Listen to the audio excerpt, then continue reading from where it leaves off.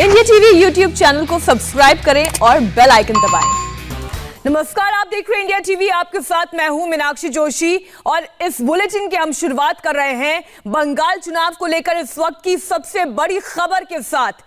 1 अप्रैल को नंदीग्राम में वोटिंग के दौरान गड़बड़ी की ममता बनर्जी ने जो शिकायत चुनाव आयोग से की थी, पोलिंग एजेंट को लेकर चुनाव आयोग पर जो सवाल उठाए थे, उसे लेकर चुनाव आयोग ने ममता बनर्जी को पॉइंट बाय पॉइंट और सिलसिलेवार तरीके से जवाब दिया है। जो जवाब दिया गया है इलेक्शन कमीशन की ओर से, वो लेटर की कॉपी इस वक्त इंडिया टीवी के भी पास है।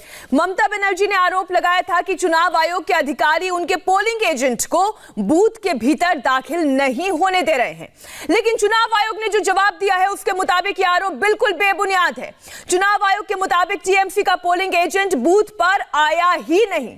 हैरानी की बात यह है कि चुनाव आयोग के अधिकारी उसे बार बार फोन करते रहे, बुलाते रहे, लेकिन टीएमसी का पोलिंग एजेंट नहीं पहुंचा। मैं दोबारा दोहरा रही हूं, ममता बनर्जी का आरोप यह था कि उनके पोलिंग एजेंट को बूथ में दाखिल नहीं होने दिया जा रहा, जबकि इलेक्शन कमीशन यह कह रहा है कि टीएमसी के पोलिंग एजेंट को बार बार फोन करके बुलाया गया, इसके बावजूद वो नहीं पहुंचा। आगे सुनिए, इतना ही नहीं, जब ममता बनर्जी उस पोलिंग बूथ पर आई तब भी पोलिंग एजेंट वहां पर मौजूद नहीं था। हमारे पास चुनाव आयोग की यह चिट्ठी मौजूद है जिसमें वो तमाम बातें लिखी हुई हैं जो इस वक्त हम एक एक करके सिलसिलेवार तरीके से आपके सामने रखने वाले हैं। इस वक्त आप देखिए, भारतीय निर्वाचन आयोग, इलेक्शन कमीशन ऑफ इंडिया, जिसने ये लेटर पॉइंट बाय पॉइंट एक एक समय के उल्लेख के साथ ममता बनर्जी को यानी टीएमसी को यह पत्र भेजा और इसमें उन्होंने साफ तरीके से कहा, और मैं देखिए सिलसिलेवार तरीके से सुबह 5:30 बजे से लेकर फिर आगे क्या क्या घटना घटी, इलेक्शन कमीशन ने उसका पूरा ब्यौरा टीएमसी को भेजा है। आप देखिए 5:30 बजे जब मॉक पोल हुआ उसकी जानकारी दी अशोक कांति पांडा, बीजेपी की ओर से पोलिंग एजेंट, सीपीआईएम की ओर से प्रत्युष कुमार पाल, और साथ ही एक और जो इंडिपेंडेंट कैंडिडेट है उनके भी पोलिंग एजेंट वहां पर मौजूद थे, लेकिन इसके अंदर नाम लिखा ही नहीं है टीएमसी के पोलिंग एजेंट का। अब हम सीधा रुख करते हैं न्यूज रूम का। सुरभि शर्मा के पास भी इसी लेटर की एक कॉपी है और वो एक एक करके क्या सवाल उठाए थे, क्या शिकायत की थी ममता बनर्जी ने और उसके जवाब में इलेक्शन कमीशन ने क्या बोला है, वो बताएंगे। सुरभि बताइए। 5 पन्नों का ये इलेक्शन कमीशन का जवाब बहुत जरूरी है। सवाल उठाता है ममता बनर्जी के उन दावों पर जिस पर अब साफ इलेक्शन कमीशन की तरफ से कहा गया है कि ये तमाम दावे और ये तमाम कंप्लेंट झूठी थी। कैसे? इस इलेक्शन कमीशन के जवाब में सबसे पहले आपको बता दें ये 5 पन्नों का है, हालांकि यहां 7 पन्ने में इस वक्त रेफर इसलिए कर रही हूं क्योंकि ये इलेक्शन कमीशन ने यह कहा है कि आपका जवाब देने से पहले मैं उस लेटर की कॉपी भी लिख रहा हूं जो शाम 4:44 पर मेरे पास आ चुकी थी। यह एक हैंड रिटन कंप्लेंट थी मीनाक्षी, और इस हैंड रिटन कंप्लेंट में ममता की तरफ से सवाल उठाया गया था कि पोलिंग एजेंट को शामिल नहीं होने दिया जा रहा है, जो बाहर माहौल है उसमें लोगों को डराया धमकाया जा रहा है। अब इलेक्शन कमीशन के उस जवाब पर नजर डालिए। जैसा कि मैंने आपको बताया, इस लेटर की शुरुआत में इस बात को साफ रेफर किया गया है कि ये जवाब देने से पहले मैं उस हैंड रिटन लेटर की कॉपी अटैच कर रहा हूं जो मुझे इस हेडक्वार्टर में, ईसीआई के हेडक्वार्टर में 4:44 पर मिल चुकी थी वाया सीईओ वेस्ट बंगाल। आगे स्क्रॉल करते हुए अब मैं आपका ध्यान उन तमाम पॉइंट्स पे डालना चाहूंगी जिसमें ये सवाल उठाए गए थे कि किस तरह से माहौल बिगड़ा था और क्यों और किन हालात में पोलिंग एजेंट को शामिल नहीं होने दिया जा रहा था। अब यहां स्क्रॉल करते हुए आपने सबसे पहले मुझे 3 उन लोगों के नाम भी बताए जो प्रोसेस था। 5:30 बजे वहां पर मॉक पोल स्टार्ट हो गया था। जो हालात थे, पहले यह सुनिश्चित किया जा रहा था कि पोल शुरू होने वाला है, लोग वोटिंग के लिए आने वाले हैं, किस तरह के इंतजामात वहां पर हैं। अब इस लेटर में टाइमलाइन दी गई है जिसमें यह बताया गया है कि सुबह 5:30 बजे वहां पर किस तरह से पोल करवाने हैं, उसको लेकर किन किन कैंडिडेट्स के बीच में मुकाबला होना और क्या स्थिति है। 7 बजे पोल स्टार्ट हो गया, पोलिंग एजेंट्स वहां पर थे और बहुत ही शांतिपूर्ण तरीके से ये चुनाव शुरू हो चुका था। जरूर बोलिए, इस बात का उल्लेख जरूर करिए कि पोलिंग शुरू होनी थी, उससे पहले बीजेपी के पोलिंग एजेंट थे, सीपीआईएम के पोलिंग एजेंट थे, इंडिपेंडेंट कैंडिडेट के पोलिंग एजेंट थे, लेकिन टीएमसी के पोलिंग एजेंट तो वहां पर थे ही नहीं। इसी बात को आगे पिन पॉइंट करते हुए मीनाक्षी, मैं ये हाईलाइट जो आपने 3 नाम करे वो यहां पर कर दिया गया है, लेकिन पोल 7 बजे शुरू हो चुका था। इन पोलिंग एजेंट्स की मौजूदगी में बहुत पीसफुली पोलिंग शुरू हो चुकी थी। 7:40 सेक्टर ऑफिसर को एक कॉल आती है, एक कंप्लेंट मिलती है उनके मोबाइल पर, जिसमें यह कहा जाता है कि पोलिंग एजेंट को अंदर शामिल नहीं होने दिया जा रहा। यह सुबह 7:40 का वक्त है। 7:40 पे यह कंप्लेंट कही जाती है और यह दावा किया जाता है कि पोलिंग एजेंट को अंदर शामिल नहीं होने दिया जा रहा। यह point by point election commission की तरफ से जवाब दिया गया है, लेकिन 8:04 पर वहां क्या स्थिति थी इसको भी यहां पर मेंशन किया गया है, जिसे अब मैं हाईलाइट करते हुए आपको बताना चाहती हूं कि सेक्टर ऑफिसर वहां पर पहुंचते हैं 8:04 पर, पीएस नंबर 7 पर, और उन्होंने हालात का जायजा लिया, देखा कि सब कुछ बहुत आसानी से 3 पोलिंग एजेंट्स की मौजूदगी में पीसफुली वोटिंग हो रही है। 45 वोटर्स तब तक वोट कर चुके थे। ये 8:04 का वक्त है। 7 बजे पोलिंग शुरू हुई थी। 45 वोटर्स उस वक्त पोलिंग वहां पर मतदान कर चुके थे और सेक्टर ऑफिसर ने ये देखने के बाद, वहां के हालात देखने के बाद 1 घंटे तक वहां पर सब कुछ ऑब्जर्व करा।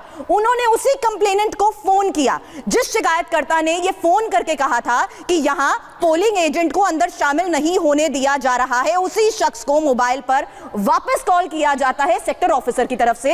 यह कहा जाता है जो कंप्लेनेंट था उसको कॉल किया, जिसने मुझे यह बताया था कि यहां पर अंदर शामिल नहीं होने दिया जा रहा। इस लाइन पर गौर करिए और सबसे महत्वपूर्ण बात, इन लाइंस को बोल्ड में हाईलाइट किया गया है। उस लेटर में इन लाइंस को हाईलाइट इसीलिए किया गया है, यह बताने के लिए कि उस वक्त वहां पर सब कुछ पीसफुली चल रहा था, इसलिए जो कंप्लेंट की गई है, जो दावा किया गया है, वो गलत है। कैसे? अब देखिए, sector officer again called the complainant after an our. 1 घंटे बाद दोबारा करते हैं कॉल उस शख्स को जिसने कहा कि मुझे अंदर नहीं जाने दिया जा रहा। दे वर थ्रेटनिंग हिम, उन्हें धमकाया जा रहा था, डराया जा रहा था, इसलिए उन्हें अंदर शामिल नहीं होने दिया गया। सेक्टर ऑफिसर ने यह अश्योर किया उस शख्स को जिसको 1 घंटे बाद उन्होंने फोन किया था, उसे यह अश्योर किया कि सेक्टर पुलिस ऑफिशियल्स मौके पर मौजूद हैं, आप आ जाइए, आपको सेफली बूथ के अंदर जाने दिया जाएगा। लेकिन but the set polling agent refuse to come, मतलब पोलिंग एजेंट ने आने से ही मना कर दिया कि मैं नहीं आ रहा। मैं एक बार इंग्लिश में उन तमाम लाइंस को दोहराना चाहूंगी जो हाईलाइट की गई है इलेक्शन कमीशन की तरफ से। Sector officer called the complainant over mobile who informed he will come after a while, जिसने कहा था कि मैं थोड़ी देर में वहां पहुंचता हूं। Sector officer again called the complainant दोबारा 1 घंटे बाद, after an hour, who said he was unable to come as some persons were threatening him.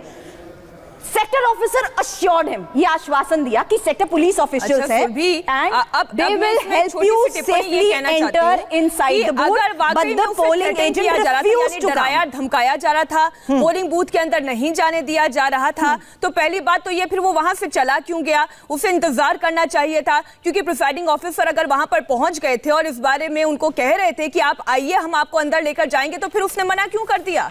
सवाल यही है ना कि अगर आप धमकाने की बात कर रहे हैं 9/3 पर, मैं टाइमलाइन पर बार बार मीनाक्षी इसलिए गौर कर रही हूं क्योंकि यहां 5 पन्नों के जवाब में इलेक्शन कमीशन ने पूरी टाइमलाइन पेश कर दी है। 7 बजे से लेकर शाम के क्या हालात थे उस कॉन्स्टिट्यूएंसी में जहां पर ममता डेरा डाले बैठी थी, और जो दावा ममता बनर्जी की तरफ से किया जा रहा था उसकी हकीकत क्या है, इलेक्शन कमीशन ने टाइमलाइन के जरिए बता दी है। अब 9/3 पर आइए, presiding officer was called by the control room and he confirmed that no such intimidations, मतलब कोई किसी को नहीं धमकाया गया, ऐसा कुछ भी नहीं हुआ।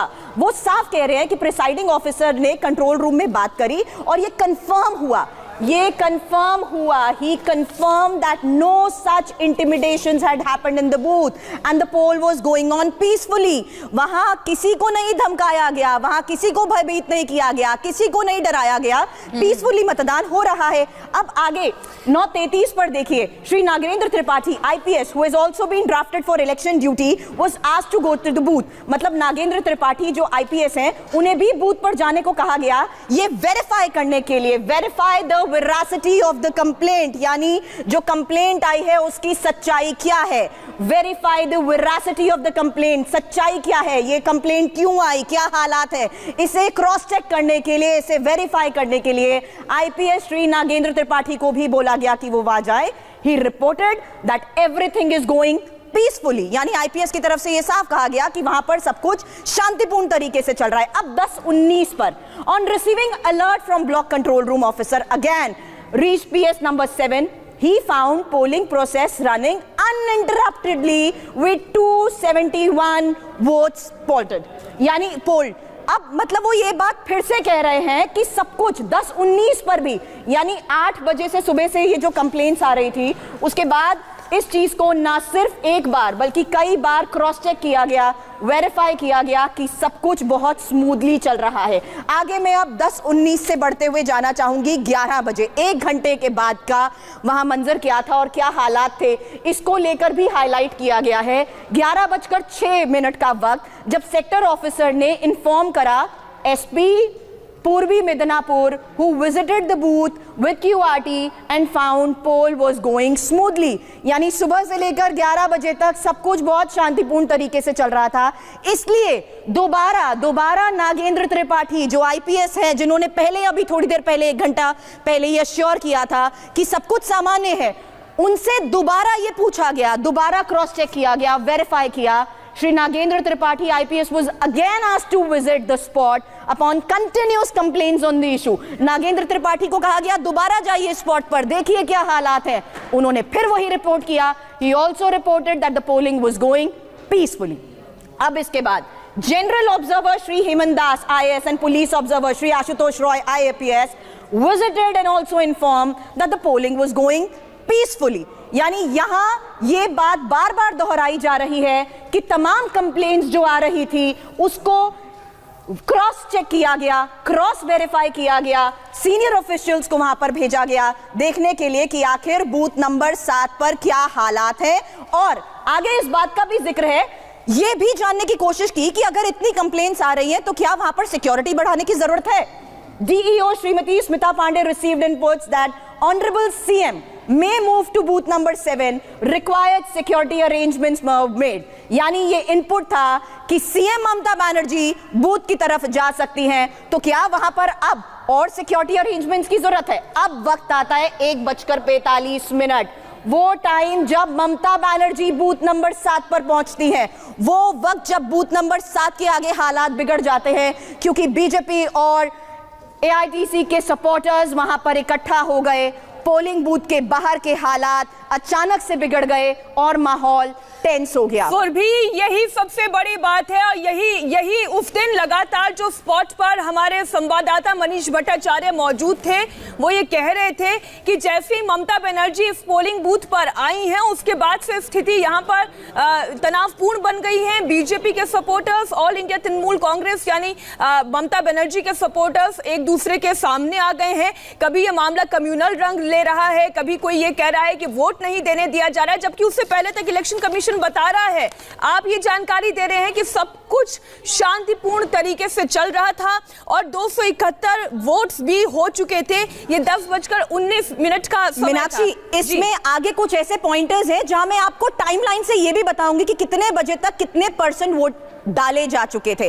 अब उस बात का जिक्र जो विजुअल्स इंडिया टीवी लगातार दिखा रहा था कि किस तरह से वेरांडे में व्हील चेयर पर बैठी थी ममता बनर्जी और वो खुद पोलिंग स्टेशन में उस जगह पर काफी घंटे तक डेरा जमाए बैठी थी। अब 2:55 का वक्त general observer and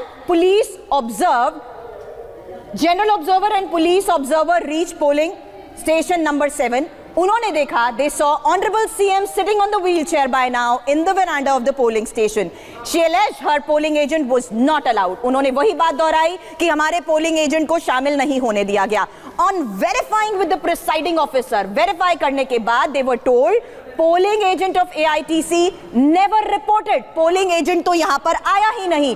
And the PS Since beginning of the process, सुबह से जब से यहाँ पर मतदान चल रहा है तब से पोलिंग एजेंट यहाँ नहीं आया। 642 वोटर्स तब तक वोट डाल चुके थे। 642 वोटर्स वर इस चीज को एक बार फिर से आप दर्शकों को पॉइंट आउट जरूर करिए कि रिपोर्टिंग होनी थी सुबह 5:30 बजे, जब हर पार्टी के पोलिंग एजेंट्स को पहुंचना था, लेकिन वहां पर तृणमूल कांग्रेस का एक भी पोलिंग एजेंट नहीं आया। फिर एक रैंडम कॉल आई, रैंडम कॉल ने यह कहा कि हमें अंदर नहीं जाने दिया जा रहा है, मैं एजेंट हूं, मुझे काम नहीं करने दिया जा रहा है और वोट नहीं देने दिया जा रहा है। तब पोलिंग एजेंट को बुलाने के लिए तमाम प्रक्रियाओं का पालन किया गया। कहा गया कि आप आइए, लेकिन उसने आने से इनकार कर दिया। सुबह 5:30 बजे से लेकर हमने आपके सामने पूरी डिटेल रख दी दोपहर 3 बजे तक की। आगे क्या हुआ वो भी आपको बताएंगे एक छोटे से ब्रेक के बाद। और इसी बीच एक वीडियो भी सामने आ रहा है। यह वीडियो ममता बनर्जी और एक आईपीएस की बातचीत का है। इस वीडियो में क्या क्या है वो भी आपके सामने रखेंगे एक छोटे से ब्रेक के बाद। नमस्ते, मैं हूं मीनाक्षी जोशी। वीडियो और खबरों से अपडेट रहने के लिए India TV YouTube channel subscribe करें, बेल आइकन दबाना ना भूलें। जुड़े रहें इंडिया टीवी के साथ।